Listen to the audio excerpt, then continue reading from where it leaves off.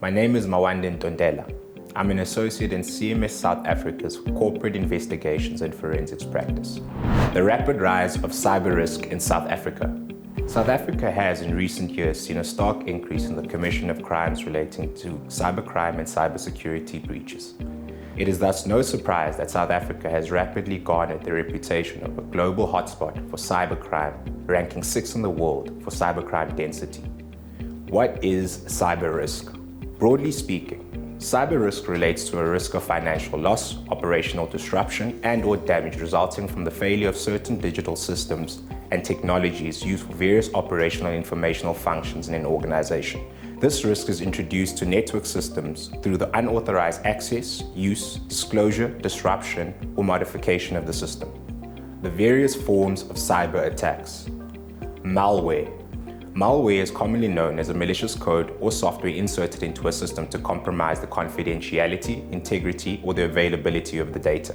The introduction of malware into a system is done covertly to compromise data, applications, and the entire operating system. Ransomware. Ransomware prevents or limits a user from accessing their system by entering computer networks and encrypting files through the use of public key encryption. Ransomware differs from malware in that the encryption key stays on a cybercriminal server. Distributed denial of service attacks.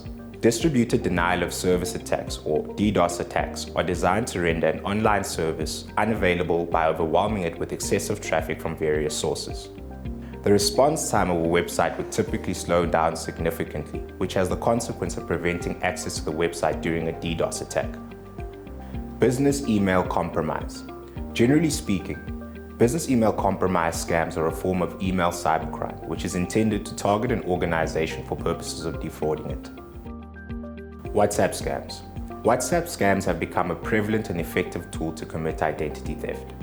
The cyber attacks are characterized by the theft and processing of unsuspecting victims' cell phone numbers for purposes of impersonating them to their friends and family members to request emergency money transfers.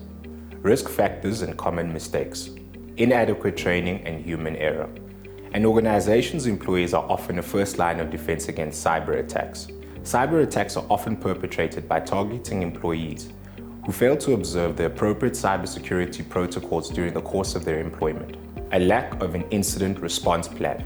During cyber attacks, time is often of the essence, and organizations that fail to develop an effective incident response plan are often unable to respond appropriately to cyber threats, leading to further losses and damage.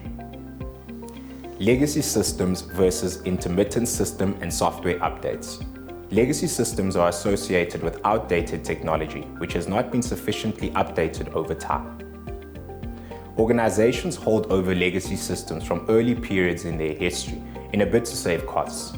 However, the cybersecurity risks that organizations are exposed to over time as a result of their reliance on legacy systems is untenable.